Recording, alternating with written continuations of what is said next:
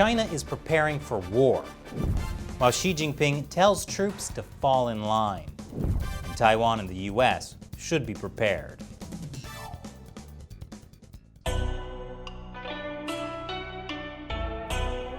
Welcome to China Uncensored. I'm Chris Chappell. Chinese leader Xi Jinping is telling the People's Liberation Army to prepare for war.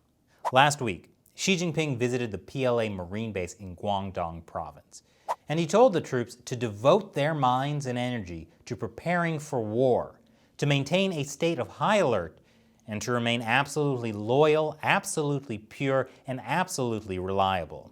To be fair, Xi Jinping often tells the PLA to prepare for war, like back in May this year, and in January 2019, and in October 2018, and in August 2017.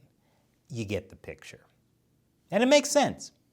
Xi Jinping spent a lot of time and effort reorganizing the PLA and purging all his enemies there. He didn't do all that so the PLA could be unprepared to go to war. So Xi Jinping just telling soldiers to be prepared for war isn't necessarily very alarming by itself. But there are also other reasons that people are getting worried about a possible PLA attack. The same day as Xi's speech, in the nearby city of Shenzhen, officials ordered all residents to prepare emergency supplies in 72 categories, such as enough food and water for 72 hours and a fire blanket. In fact, China's Emergency Management Ministry and several municipal governments like Beijing and Tianjin issued similar orders last month. So, is China gearing up for war? And if so, against whom? The most obvious target is Taiwan. The Chinese Communist Party has been threatening military action against Taiwan this entire year, from flying warplanes over Taiwan airspace to releasing video of China's military launching a simulated invasion of Taiwan. In its annual work report this year, the Chinese government removed the word peaceful from long-standing references to reunification with Taiwan. Now, if you've watched or listened to the interview we did with Taiwan expert Ian Easton on the China Unscripted Podcast, you'll remember that because of weather constraints, there are really only 2 times a year China could launch an invasion across the Taiwan Strait, in the spring and in the early fall. Both those windows have passed this year, so we're not going to get a Chinese invasion of Taiwan on our 2020 disaster bingo. Darn. The next window for invasion is in March 2021. Does Xi Jinping's military rhetoric and the emergency rationing mean the PLA will invade next March? Not necessarily. According to Taiwan's defense ministry, China's military still apparently lacks the landing craft and logistical support needed to carry out a full-scale sea and air invasion. And as much as the Chinese Communist Party wants to conquer Taiwan, losing a fight would be devastating to the image of the party within China and around the world.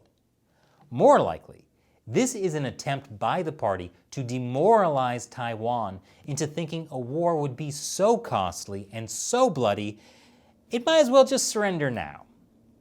Well, I doubt Taiwan will surrender. But there's another target audience for Xi's speech, the United States. And I'll tell you why after this short break. Welcome back. Chinese leader Xi Jinping is trying to convince the United States that it would be too much hassle to defend Taiwan in the event of a Chinese invasion. Xi Jinping has also been making speeches recently about the war to resist U.S. aggression and aid Korea. You probably know it as the Korean War. It's the only time that U.S. and Chinese forces have actually fought with troops on the ground. And the fact that Xi is suddenly bringing this up isn't just because of the Korean boy band BTS.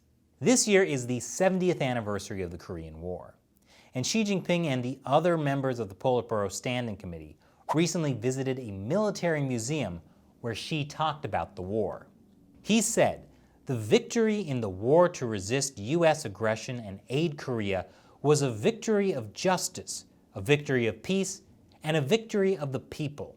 Xi called it a historic decision and an effort to safeguard peace and resist aggression.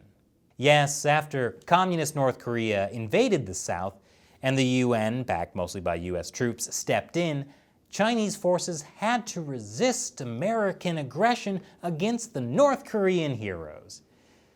Now, that isn't exactly a new way for China to frame the Korean War. So why is Xi Jinping bringing it up now, 7 decades later? It's a not very subtle metaphor.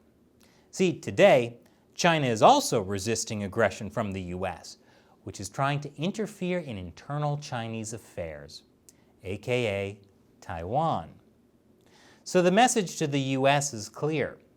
We've fought you before, we'll fight you again, and it won't be pretty. So, don't back Taiwan.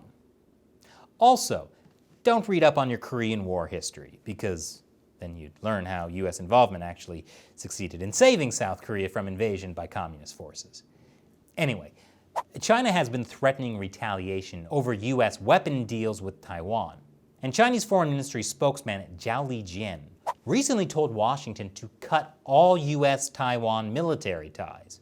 But there was another message hidden in Xi's recent speech to the PLA, one that I bet he was hoping the rest of the world wouldn't pick up on. Did you catch it? Here it is again. He told the troops to devote their minds and energy to preparing for war, to maintain a state of high alert, and to remain absolutely loyal, absolutely pure, and absolutely reliable. Sure, Xi Jinping wants you to focus on the readiness and willingness of the PLA to fight a war, so maybe you think twice about whether it's even worth fighting China.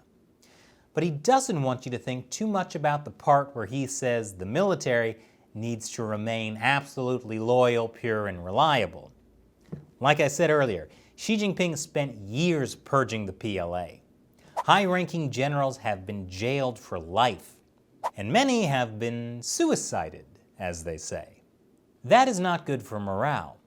So it's possible Xi Jinping doesn't quite feel as in control of the military as he'd like.